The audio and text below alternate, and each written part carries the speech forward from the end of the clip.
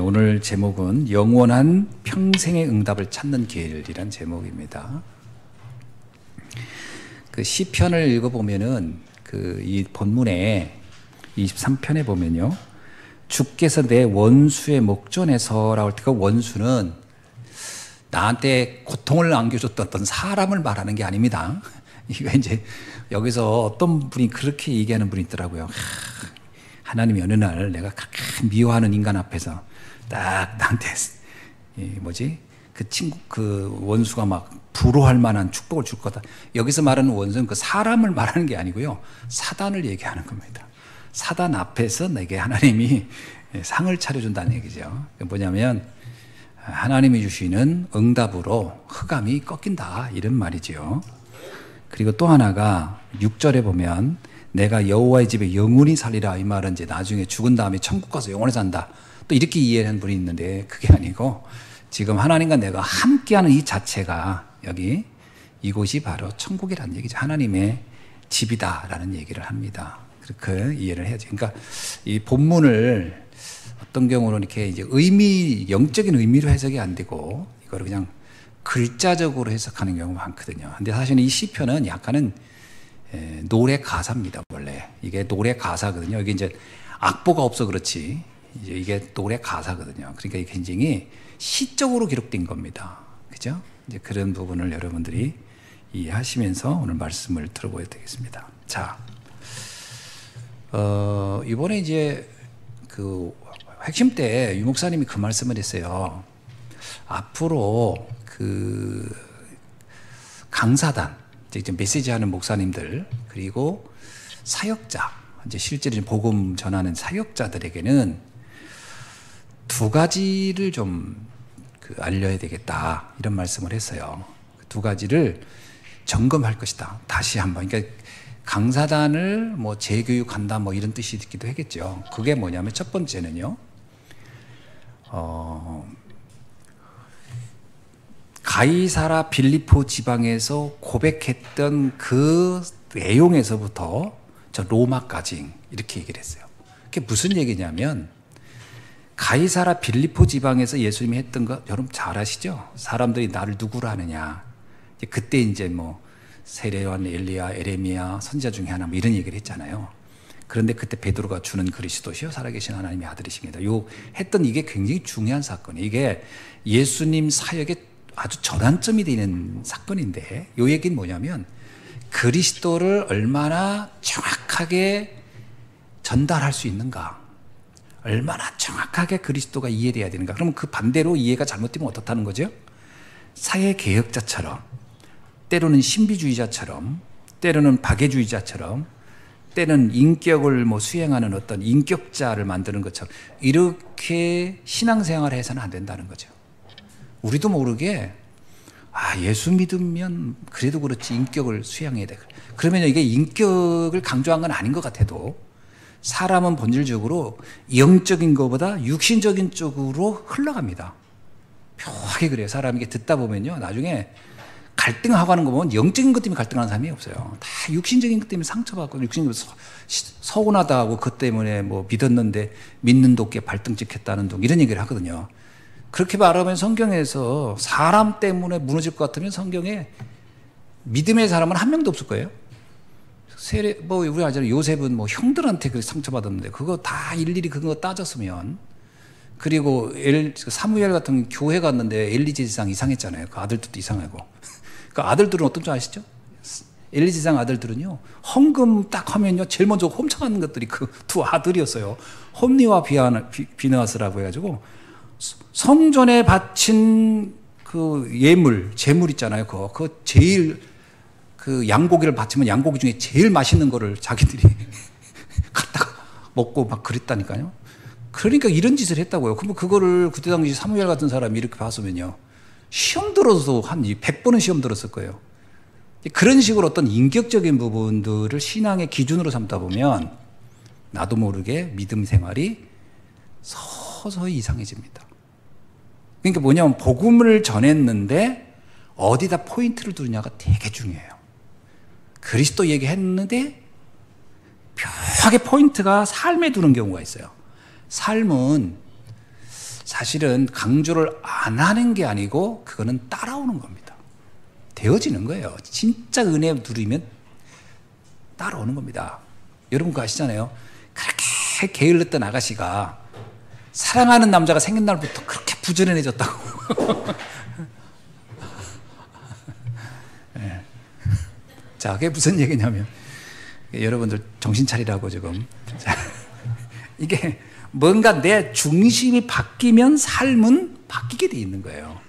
근데 중심은 바뀌지 않았는데 자꾸 규모를 얘기하면요, 나중에는 그 규모가 나쁜 건 아니지만 점점점 중심 축이 규모로 가요. 그 어느 날 규모 때문에 상처받고 시험 듭니다. 이게 희한한 신앙이에요. 그러니까 신앙생활이라는 게 왜 초대교회가 처음엔 오직 복음이었는데 나중에 중세로 가면서 완전히 이상한 교리로 가느냐? 그게 복음을 얘기하면서 그러면서 교리를 살살 얘기한 거거든요. 나중에는 교리가 중심이 돼버린 거예요. 우리도 모르게 그렇게 되는 겁니다. 여러분 그 감리교가 원래는요, 올드 스케이트라고 하는 곳에서 외환 웨슬레가 막 성령 충만한 그 부분이 감리교의 신앙의 중심이에요. 성령 충만. 그런데 어느 날 보니까 감리교가 서서히 생활, 삶으로 얘기하더니 나중에는요, 성령 이런 거는 아주 관심도 없고 살만 얘기하게. 그래서 감리교에서 나온 게 뭔지 아시죠? 완전 삶만 얘기하자라고 나온 게 뭐냐면 구세군이에요. 그래서 구세군이 감리교하고 형제지간입니다. 구세군은 어느 정도가 아니냐? 제복까지 입혀버린 거예요.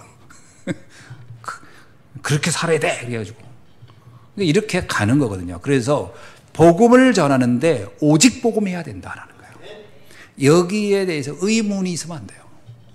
삶은 기다려줘야 돼요. 안 된 경우도 있다고 그러죠. 안 돼요. 그러죠. 덜 기다려서 그렇습니다. 더 기다려줘야 돼요. 유 목사님 재미난 표현이 있어요. 차가 고장났는데 왕창 고장난 거는 오래 걸린다 해서 수리기간이. 조금 고장난 건 금방 고칠 수 있다 그랬어요. 그러니까 사람에 따라서 고쳐야 할 시간이 오래 걸리는 사람 많아요. 그럼 기다려주면 돼요. 왜 안 바꾸냐. 그래도 그렇지. 우리들이 제일 많이 속는 것이 뭐냐면 그래도 그렇지란 말입니다. 그게 굉장히 위험한 말이다. 아이 그래도 그렇지. 규모가 좀 있어야지. 그 말이 나중에는 그게 안 되면 믿음이고 뭐고 다 죽은 믿음이야. 이렇게 나옵니다. 그러니까 이게 그 중심이 어디다 둘 것이냐. 그래서 유 목사님이 왜 다시 한번 가이사 빌립보 지방에서부터라고 하는 얘기를 했냐. 복음에 대한 원색적이고 강력한 부분에 정확하게 말해줄 수 있느냐. 말하는 강사들이요, 이거에 대해서 차츰 이게 약하면 자신도 모르게 내가 너무 복음만 얘기했나? 이렇게 하는 순간도 속는 거예요. 아닙니다. 복음만 말해야 되는 겁니다. 복음만 말하는 거예요. 예수님이 죽는 강도한테 야 네가 복음 들어 나오고 천국 가긴 가는데 그래도 그렇지 좀 삶이 좀 문제가 있다. 이렇게 말하지 않습니다. 삶은 상관이 없다. 어떤 면에서 극단적으로 말하면요. 자, 그 다음에 두 번째는요, 로마도 보아야 하는 거예요. 신기하게 우리가요, 오직 예수가 됐어요. 그런데 세계복음화에 대한 언약이 눈이 안 열릴 수가 있어요. 그게 뭐냐면 현장에서 우리가 이제 뭐 해외 나가든 국내에든 복음을 전하지 사람들이 복음 이해에 대해서 충격받는 경우가 있거든요. 그런데 묘하게 이 복음이 전 세계 2, 3, 7, 5천 정도로 연결돼야 되는데 이게 안 되는 사람들이 있어요. 그냥 복음만 좋아요라고 돼요. 묘하게 사명이 이해가 안 돼요. 사명의 눈이 안 열려. 이런 경우가 진짜 많아요. 그렇게 되면은 그 복음이 싹이 나서 30배, 60배, 100배로 번져야 되는데 그냥 쉽게 말하면 그 쌀 하나 심어서 쌀 하나 나오는 계획이 돼버리는 거예요. 그럼 이거 어떻게 돼요, 나중에? 그 쌀이 죽어버리면. 그냥 그럼 끝인 거예요. 자기는 구원받고 맞는 거예요. 그러면 복음 운동은 절단되는 거예요. 절단이 이상하네. 복음 운동은 막히는 거예요. 그렇게 되면 안 되니까 이 복음은 확산돼야 되는 거예요. 그러니까 왜 바울이 그때 누가 시키지도 않았지, 누가 모르게 그 산다고 명예를 줍니까, 돈을 줍니까? 그래도 난 로마를 가야 돼. 그것도 그냥 갑니까? 온갖 고난 다 받으면서 왜 가냐고요, 거기를. 뭐 하려고 갈까? 이해가 안 돼, 우리는. 감옥에 갇히고 돌에 맞고 하면서 왜 가? 그게 바울이 볼 때는 누군가는 해야 되는데 내가 할 거다, 이런 거거든요. 해야 되는 겁니다. 아멘? 그거 해야 돼요. 내가 안전하면 누가 복음을 들을 거면 이 복음이 확산되겠어요. 그러니까 가이사라 빌립보 지방의 그 완색적 복음에서부터 어디까지? 로마까지. 이게 가야 돼. 이게 전도 운동입니다. 여기 눈이 안 열리면 갈 길이 멀어요. 갈 길이 멀어. 이게 눈이 확 열려야 돼요. 그래서 내 가슴에 세계에 대한 언약이 있어야 되고, 그러면 우리 랩런트들도 이 언약이 들어야 지금부터 세계를 내가 살릴 사람으로 준비해야 되겠구나. 그러니까 거기에 합당한 그릇을 준비할 거 아니에요. 언어도 좀 준비하고. 그렇게 해야 됩니다. 이게 안 열리니까 늘 이 성정동, 두정동을 못 떠난단 말이에요. 이러면 안 돼요. 우리가 어디 사느냐 하는 건 중요하지 않습니다. 유 목사님은 저 영도 섬에 있었는데 세계를 품었잖아요. 그러니까 지금 내가 있는 곳이 중요한 게 아니라 거기는 그냥 내가 그냥 선교지라고 보면 돼. 이제 거기를 거점으로 세계를 품어라. 우리 교회가 천안에 있다고 해서 세계복음화 못합니까? 하죠. 서울에 있어야 합니까? 그것도 아니에요. 서울에 있으면서 전혀 눈이 안 열리는 사람도 많잖아요. 지난번에 어떤 목사님 그런 얘기하더라고. 미국 목사님들이요, 미국이 세계 중심 아닙니까? 그 미국에 가가지고 초기에는 힘들었지만 어느덧 자리가 잡고서 이제 경제력인, 여러분 그렇잖아요. 우리나라에서 우리가 200~300만 원 버는 거하고 저 필리핀에서 버는 거 천지 차이예요. 천지 차이. 교회도 마찬가지겠고. 그러면 강대국에서 있다는 얘기는 그만큼 움직일 수 있는 폭이 넓은 거거든. 근데 미국에 있는 목사님들이 선교를 안 나간다는 거예요. 왜 그냥 안 열리는 거예요, 이게. 너무너무 안타깝다는 거예요. 그래가지고 어느 날 이 집사님이 가서 목사님한테 얘기했대. 목사님, 우리 저 남미도 문의 갈 수도 있고 어디도 다 갈 수 있는데 우리 선교 좀 하죠. 그랬더니 목사님이 나 여기 선교하고 있는데. 어디요? 미국에서 어디? 도시 거기.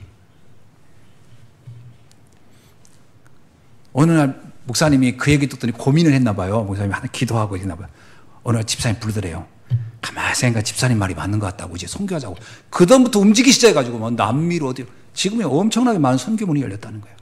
그게 의외로 안 열릴 수가 있어요. 열려야 됩니다. 그래서 유 목사님이 얘기한 거예요. 가이사라 빌립보에서부터 어디까지냐? 로마까지. 이게 완전히 열려야 된다. 그 우리 가슴에는 세계가 막 가슴 뛰어요. 제가 전에 처음에 선교 세계복음 할 때 그 얘기했죠. 지구본이 내 손바닥에 있어야 된다.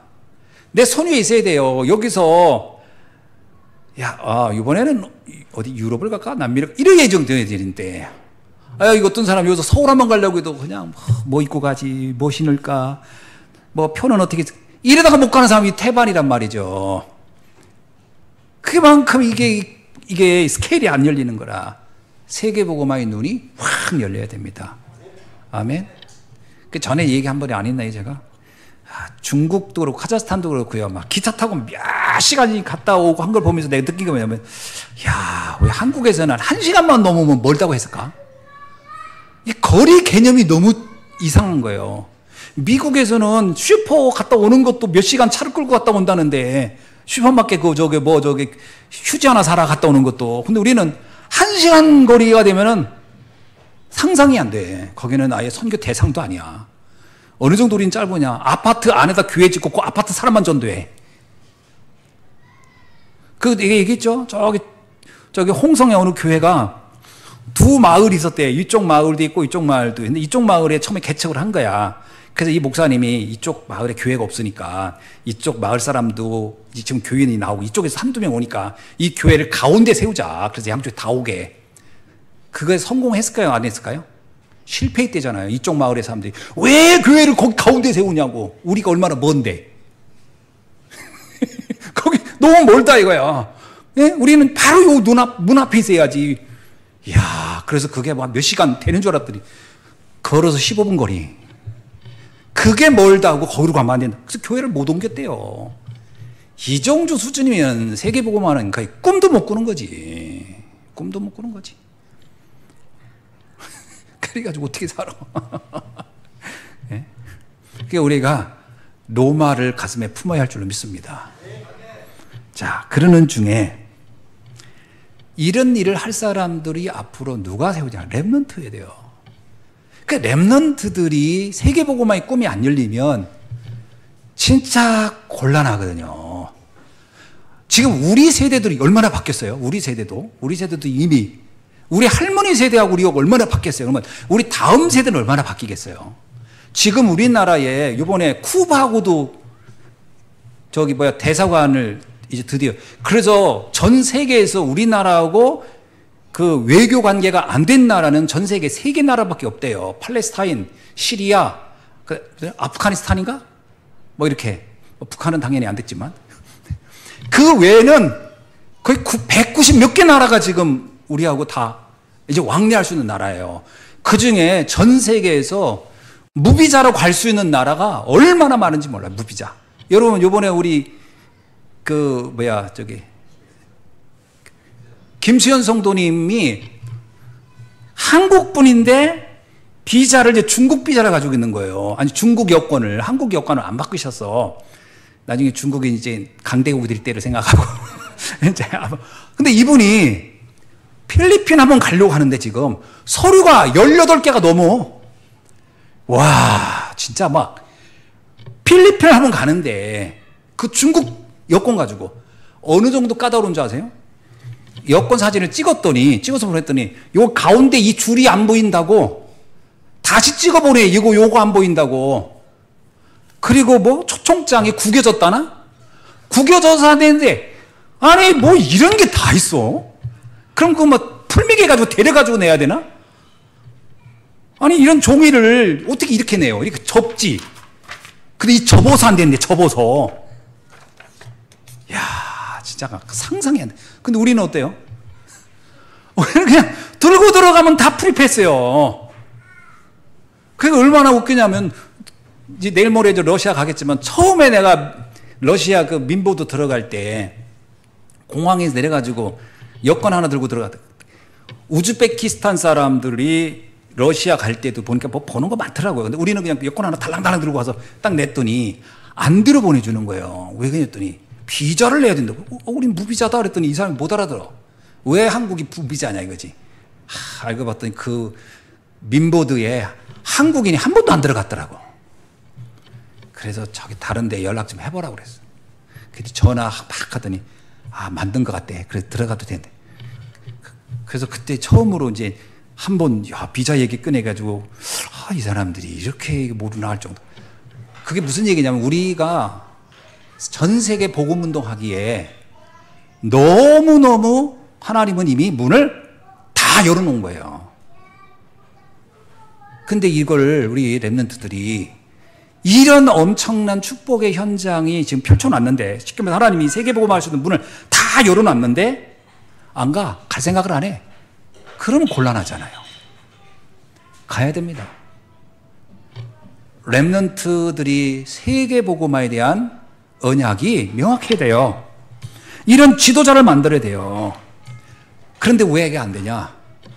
과거, 현재, 미래의 우리의 삶을 축복으로 바꿀 수 있는 힘이 없어서 그래요.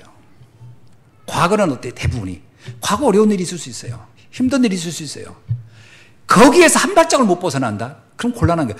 과거를 모두 어떤 일, 그게 좋은 일이든 나쁜 일이든 뭐 불행한 일이든 상관없습니다. 그리스도 안에서 새로운 피조물이라 과거를 완벽하게 다 하나님 축복의 발판으로 만드신 줄 믿습니다. 과거에 다양한 걸 겪었다, 고통당, 그게 전부 다 간증거리가 되는 거예요. 그게 다 사람들에게 다가갈 수 있는 물이 된다니까요. 이게 아무 문제 안 돼요. 여러분, 공부 못한 것도요, 나중에 응답받으면 그 간증거리 되니까. 나 옛날에 공부 엄청 못했어. 근데 봐라, 지금 이렇게 할 수가 있는 거예요. 도리어 옛날에 공부 엄청 잘했던 애가 응답 못 받으면 그 창피해서 말도 못해요. 나 전교 1등 했는데 지금 사는 건 응답이 없어. 그럼 그걸 어떻게 얘기해요? 차라리 과거는 아무 상관없다. 과거는 모두 발판으로 만들 수 있어야 됩니다. 그러니까 랩런트들이 묘하게 과거에 자꾸 잡혀 있어요. 지난날에 어땠다, 우리 집안에 어땠다. 그거 어떻다는 거예요, 그게. 아무 상관없는 거예요, 그게. 그거를 발판을 삼지 못하면 오늘은 계속 시달립니다. 그래서 오늘을 어떻게 해야 된다? 오늘을 모두 응답으로 만들어라. 오늘은 다 응답의 현장입니다. 그거는 진짜 하나님이 복음 가진 우리에게는 오늘은 망하는 현장이 아니에요. 다 축복의 현장이지. 그리고 미래는요. 미래는 하나님이 세계복음화를 하기 위한 이미 계획된 약속된 미래란 말이에요. 그래서 오늘은 뭐예요? 다 오늘을 갱신의 준비의 시간으로 만들면 돼요. 지금부터 준비하시길 바랍니다. 아무 문제 안 돼요. 가끔 랩런트를 만날 때 이런 얘기할 때마다 참, 야, 이건 진짜 너무 안 됐다 싶은 게 뭐냐면 너무 늦은 것 같아요 할 때. 도대체 몇 살이 되어야, 지금 몇 살부터 했으면 본인은 안 늦었다고 생각하는 거고, 뭐 3살 때부터 해야 되나? 뭐가 늦어요, 뭐가. 내가 아까 얘기 안 했나? 우리 친구 목사님이 이번에 16년을 공부해가지고 박사학위 받았어. 16년을 공부해서. 그러니까 그냥 공부하다가 뭐 한번 안 하고 뭐 했는지 어쩐지 하여튼 바쁜 일 있으니까 계속 미루다 이번에 박사학위를 받았대요. 내가 보니까 16년 만에 받았대. 이야, 그래 내가 좀 대단하다. 그렇습니다. 16년을 해도 돼요. 그런데 왜 늦었다고 하느냐? 난 이게 이해가 안 돼요. 하나님은 2000년 전에 이미 오늘을 알고 말씀을 주셨습니다. 2000년 전에. 그게 그리스도 아닙니까? 오늘 하나님은 우리가 말씀 성취의 시대를 놓고 주신 거예요. 저는 이런 생각이 듭니다. 이방인 선교. 오늘날 우리만큼 이제 다민족 시대에 정확히 시간표를 놓고 우리가 주셨다. 2024년도. 우리에게 치유, 질병 시대 놓고 주신 거다. 지금 우리에게 후대, 영적 서밋을 세우는 것이 다다. 주신 거다. 영적 서밋. 깨달을 수 있게 주의 이름 축원합니다. 그래서 우리 렘넌트가 영원한 사역을 잡아야 돼요. 영원한 사역. 영원한 기업, 영원한 작품, 영원한 유산. 영원한 기업이 뭘까요? 영원한 기업은 창세기 1장 28절이 영원한 기업이에요. 우리에게 237, 5천 종족을 하나님 처음부터 약속하고 준 거예요. 기업으로. 그건 우리가 누릴 현장이에요. 아멘이죠? 그러니까 여러분 237, 5천 종족은 나하고 무관한 게 아니라 애당초 우리에게 그걸 놓고 주셨다라는 걸 믿으셔야 돼요. 두 번째, 우리의 작품은 뭐죠? 세계복음화 할 수 있는 하나님의 사람이 나라고 하는 것이 작품이에요. 하나님의 절대 작품은 나밖에 없어요. 복음 가진 나, 내가 작품이에요. 나만 작품이 어디 있어요? 전무후무하지. 이렇게 생긴 인간 전에도 없고 후에도 없을 거예요. 요게 작품 아니에요? 근데 우리는 이 작품을 뭐라고 하는 줄 알아요? 망작이네 한단 말이에요. 망작이 뭔지 알죠? 자기는 이미 끝났다. 가끔 그래서 이 세대는 이번 뭐 인생은 끝났다나? 참나 원. 전무후무한 작품이 나라니까요. 복음운동할 사람다. 자, 옆 사람한테 한번 보세요. 옆 사람이 작품이 좀 마음에 드는지. 당신은 전무후무한 작품입니다. 시작. 작품이에요. 이건 뭐 이걸 어떻게 똑같이 하나님도 못 만들어. 하나님도 똑같이. 예? 전무후무한 작품. 복음 가진 내가 작품이라니까요. 따라합시다. 나는 전무후무한 하나님의 하나밖에 없는 작품이다. 내가 작품이에요. 아멘이죠? 네, 작품을 다른 데 찾지 마세요. 내가 작품이에요. 내가. 그러면 나를 통해서 하나님은 유산을 남기길 원해요. 어떤 유산이죠? 세계 복음화 할 절대 제자. 그게 유산이에요. 뭐 다른 게 우리가 뭘 남기겠습니까? 사람을 남기는 게 다예요. 불신자도 사람을 키우는 게 다라고 할 정도로 눈이 좀 뭘까 눈치가 있는 사람 그런 말을 하는데 우리의 유산이 뭐가 있어요? 돈입니까? 아이고, 제가 저번에 이렇게 뭐 은행에 가서 뭐 좀 이렇게 은행에서 돈 이렇게 입금하려고 이렇게 그러니까 그 막 5만 원짜리 거기다가 전화를 번호를 써놨더라고. 누구 이름은 뭐 무슨 누구 뭐 이렇게 이름 뭐 아무개 해놓고서 전화번호 써놓고 뭐냐면 나 꼭 해야 되겠다 뭐 썼더라고. 근데 그 돈이 나한테 와 있어. 그 돈은 또 은행으로 들어가면 또 다른 사람한테 가겠지. 돈은 돌고 도는 거예요. 그건 영원한 게 아니에요. 뭐만 영원하냐? 복음으로 세워놓은 사람만 영원한 거예요. 그래서 지금부터 우리가 이런 사람을 키우는데 단계가 있다 이거예요. 단계가. 첫 번째는 태영아 시대는 영적 근본을 만들어준 자. 태영아 시대. 여러분 생각해 보세요. 영적 근본이 언제 만들어지냐면 모세를 보면 알아요. 모세가 젖 먹을 때 들어간 말씀으로 해서 근본이 만들어졌어. 너는 하나님의 사람이고 넌 세계복음할 사람. 이런 근본적 틀이 만들어져야 돼요. 모세. 그 다음에 유아유치는 뭐예요? 기초가 만들어지는 거예요. 기초. 삶의 기초. 그래서 지금도 내가 안타까운 게 뭐냐면 우리 아이들을 보면서 내가 아이들을 다시 만약에 유아유치 기간을 키운다면 몇 가지를 하겠어요. 첫째는 뭐냐면 좀 성실하게 내가 부지런하게 일어나서 애들하고 운동하겠어요. 운동. 운동은 그때 들어가야 하는 거예요. 운동은. 그 이후에 성인 돼 가지고 하는 운동은요. 진짜 말 그대로 헬스장 돈 갖다 주는 거예요. 한 달씩 끊고 일주일밖에 못 가. 몸에 배지 않아 가지고. 이게 어릴 때 들어가야 돼요. 삶의 기초예요. 말씀 보는 거, 뭐 묵상하는 거, 기도하는 거 그때 들어가야 돼요. 그래서 신명기 6장은 사실은 유아유치 요 단계의 아이들을 위해서 하는 말이에요. 그때 해야 된다. 그때 기도하는 거, 말씀 보는 거. 그래서 유아유치를 키우는 부모님들은요, 집에서 아이들을 볼 때는 그 어른들 그러잖아요. 아이들 보는데 싸우지 말라고. 그거 다 따라한다고. 그러니까 아이들은 모방하거든요. 모방 그대로. 그러니까 유아유치를 키우는 부모님들은요, 초등부까지요, 유아유치 초등까지 분들은 아이들 보는데 앞에서는 일부러라도 아이들에게 본이 되는 행동을 하는 것 중요해요. 부부싸움을 엄청 했어도요, 안 보이는데 밖에 나가서 싸우고 들을 때는 화목하게 들어오는 거예요.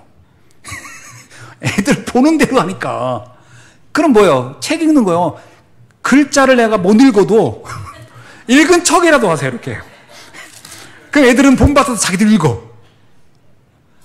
아니, 까꾸로 들어도 상관없어. 문제는 뭐냐면 이때가 기초가 만들어질 때라. 이때가.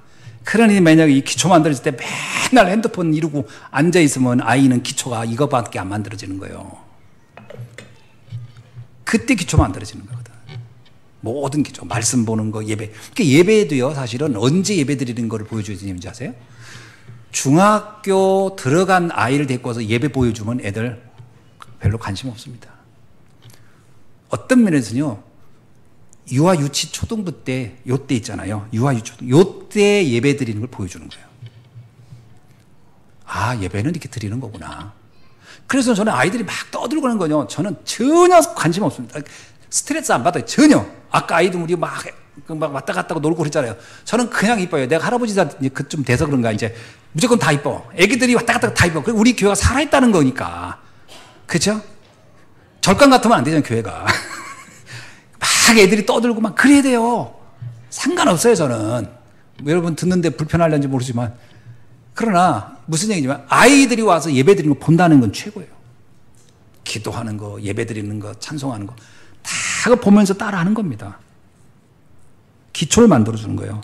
그 다음에 중고는 뭐냐? 방향이죠, 방향. 그래서 그거는 다윗을 모방해야 돼, 다윗이 중고, 목동일 때 사무엘이 와서 기름 부으면서 방향을 말해주잖아요. 그래서 중고 때는 방향을 얘기해줘야 돼요. 네 인생의 방향은 이렇게 살아야 된다. 그때 비전을 얘기해줘. 그거 얘기해줘. 그래서 아이들하고요, 그때부터 중고부터는 포럼입니다. 초등학교까지는 어떤 면에서는 보여주는 거예요. 포럼하는 의미가 별로 크다고 없어요. 물론 이제 6학년 아이들은 좀 다르겠지만, 저학년일수록은 보여주는 거고, 이제 조금 애들이 자기 생각을 하고 할 때는 포럼해야 돼요. 대화하는 겁니다. 이것만큼 중요한 게 없어요. 아이들은 끊임없이 궁금한 게 많거든요. 그 궁금증에 답을 줘야 돼요. 복음적으로. 그래야 방향이 만들어지는 거예요. 아, 나는 앞으로 이렇게 살아야 되겠구나.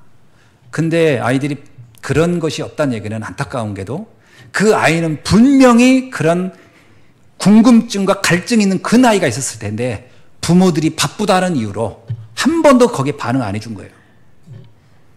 안 해준 거예요, 반응을. 그래서 아이들이 꿈이 없어진 거예요. 꿈을 찾을 나이가 있었어요.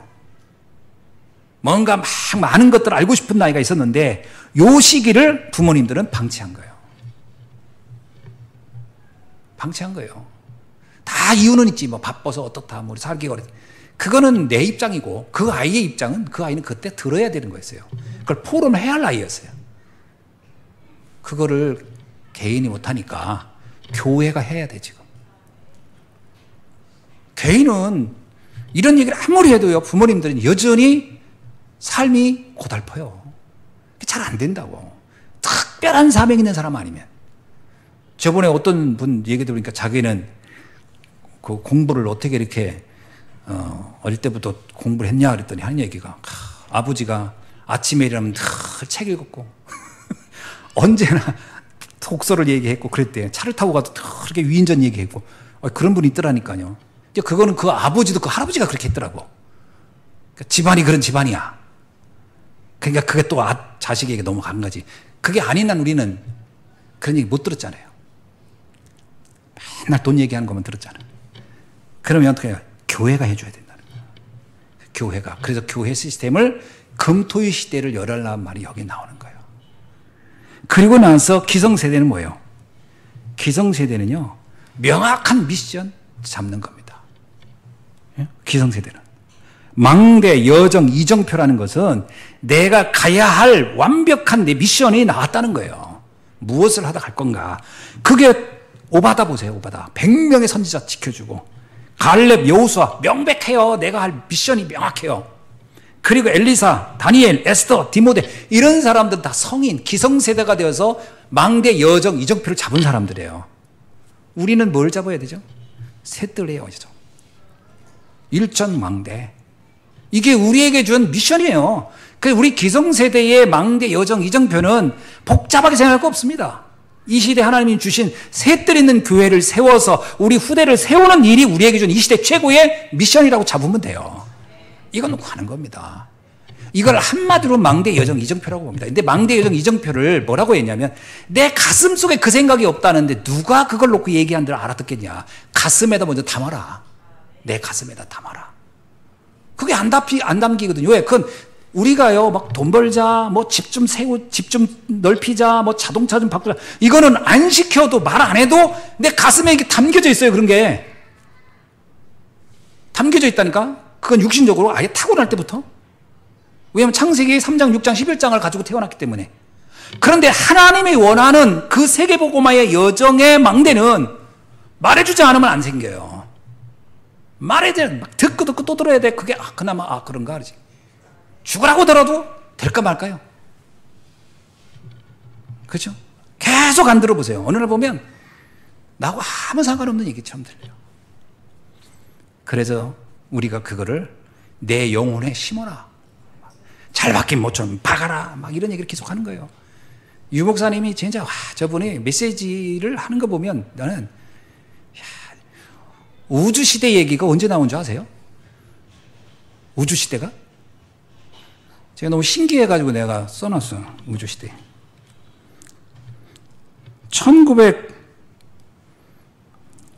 1991년도 핵심 때 나왔어요. 우주시대가. 계속 얘기하는 거예요. 못 알아들으면 또 안 해.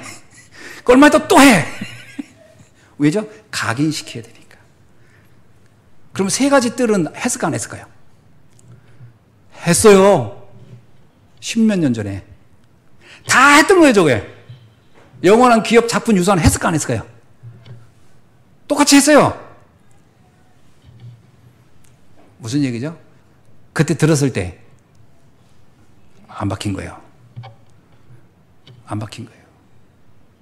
또 하는 거예요. 전 그걸 보면서 느낀 게 뭐냐면 우리 기억력이 왜 이렇게밖에 안 되지? 이게 망대입니다. 망대, 여정, 이정표. 그 위에 하나님의 영광이 걸리는 거예요. 자, 그래서 오늘 다윗 왕을 들어서 말씀해 주는 거예요. 기도, 평생의 응답, 영원한 응답인데 저는 한마디로 말하면 그겁니다. 다윗이 기도를 통해서 자기 안에 망대를 만들었다라는 거예요. 망대를, 내 안에 망대를. 그게 사무엘이 와서 기름 부을 때, 그리고 그 아버지가 심부름 보내면서, 그러면서 다윗의 마음속에 망대를 심어준 거예요. 절대 흔들리지 않는 망대. 그리고 나서 그걸 가지고 그는 여정이 간 거예요. 여정. 어떻게 여정을 갔죠? 어린 시절에서부터 노년의 임금이 될 때까지의 여정이 그 망대를 실현하는 삶이었던 거예요. 그대로 망대를 실현하는 삶. 그게 여정이었다니까요.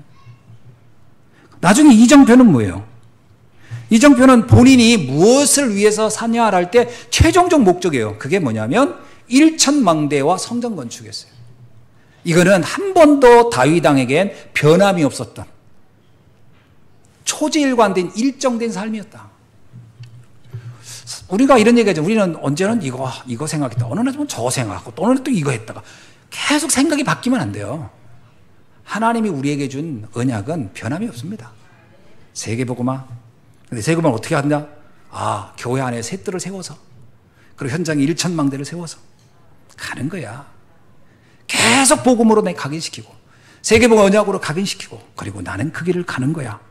이게 변함이 없어야 돼요. 이게 흔들림이 없어야 됩니다. 자, 그래서 주님은, 저는 그 시편을 읽다가 최근에 그 히브리서에서 본 기독론이라는 책이 있더라고요. 그게 이제 누구냐면 김성복 교수라는 사람이 썼는데, 이 교수가 이 히브리서에서 본 기독론이라는 책을 썼는데 한국 기독교 교수 협의회에서 최우수 논문을 받은 그 책이더라고요. 이 사람이 이걸 썼는데 굉장히 커요. 이렇게 방대해. 그래서 그 책을 선물 받아가지고 제가 이렇게 한번 읽어봤더니 신기하게도요, 그 책에, 그 모든 책에 일관되게 나오는 주제가 뭐냐면 시편 110편 1절이에요. 시편 110편 1절 한번 읽어볼까요, 여러분? 그게 뭔 얘기인가? 내가 왜 이 얘기를 하냐면, 이건 다윗의 고백인데, 자, 한번 볼게요. 읽어봅시다. 시작. 여호와께서 내 주에게 말씀하시기를 내가 네 원수들로 네 발판이 되게 하기까지 너는 내 오른쪽에 앉아 있으라 하셨도다. 이게 그렇게 중요한 말씀이라는 거예요. 저는 이게 이제 저한테는 여러 시편 중에서는 좀 생소하잖아요. 그래서 좀 읽어봤어요. 몇 번 읽어봤는데, 이걸 읽다가 다음 주입니다. 다음 주 제가 없을 때 이제 메시지인데, 다음 주 메시지가 마가복음 12장 36절로 37절이거든요. 다음 주 주제가 한번 읽어볼까요? 거기 미리 한번 봅시다. 다음 주 설교 주제도 한번. 뭐라고 써있는지 아세요? 시작.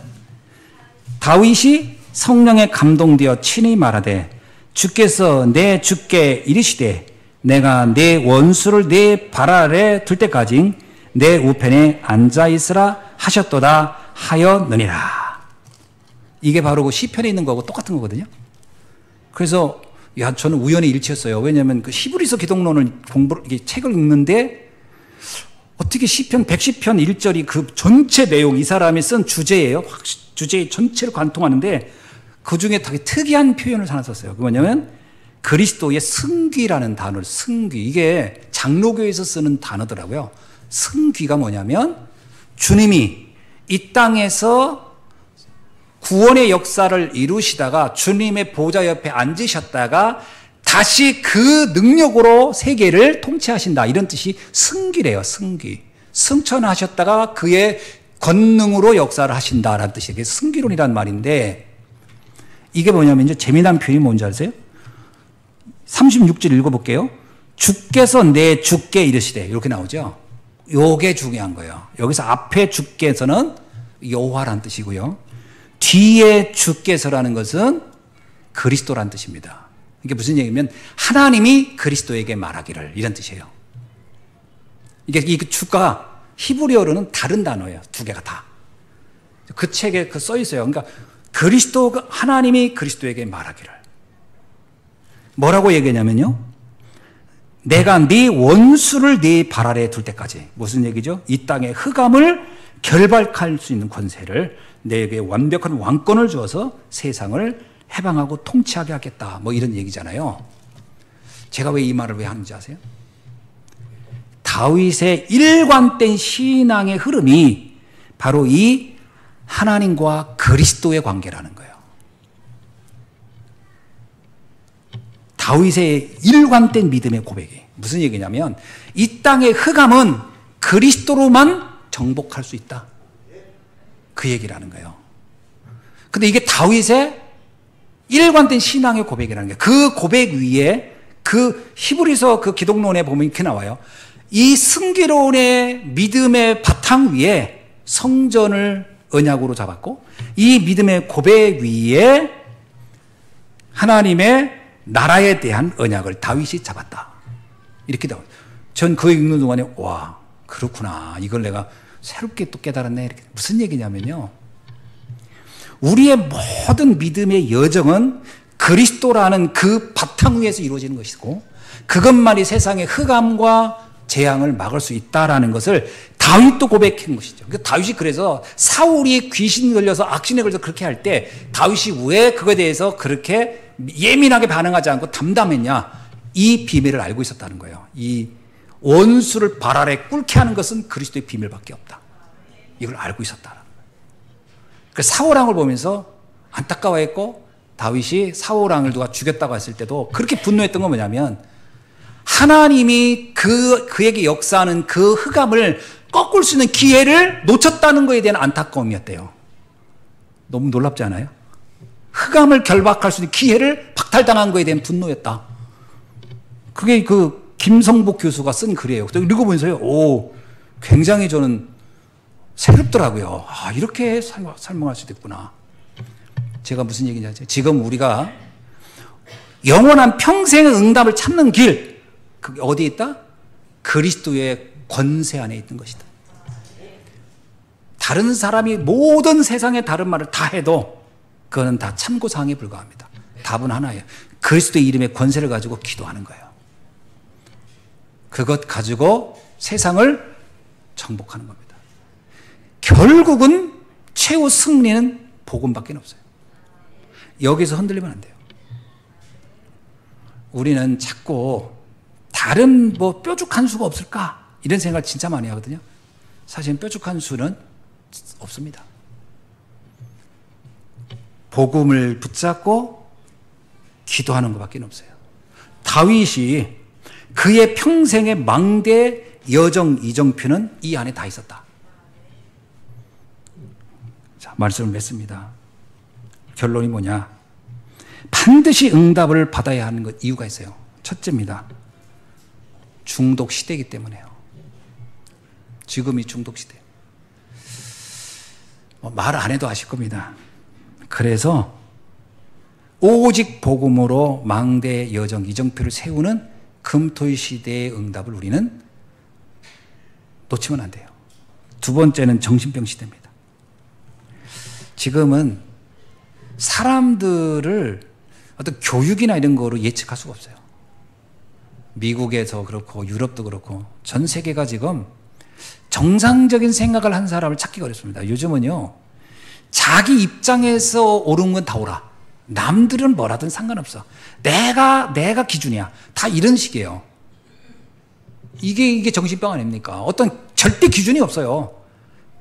이걸 포스트 모더니즘이라고 해요. 모든 기준은 바뀐다는 거예요. 언제든지. 그냥 내가 생각한 게 기준이야. 그냥. 우리나라 여야 얘기를 들어보세요. 옛날에도 그랬어요. 안방 가면 시어머니 말이 맞고 부엌 가면 며느리 말. 다 자기 입장에서 얘기하거든. 기준이 없어. 이게 정신병자 시대라는 거예요. 그래서 새 뜰을 응답받아야 됩니다. 이 새 뜰로 다민족들이요. 다민족을 잘 보세요. 모슬렘에서 살다 온 사람들은 모슬렘의 문화가 기준이에요. 안 그렇겠어요? 힌두교에 살다 온 힌두교가 자기 기준이에요. 그 문화와 그걸 살았던 것이 자기 기준이에요. 그게 다른 나라 가면요. 이게 충돌해가지고 힘들어하는 거예요. 사실 이게 다 맞는 것도 아니고 다 틀리는 거예요. 어떻게 해야 될까요? 복음으로 다시 세팅시켜줘야 돼요.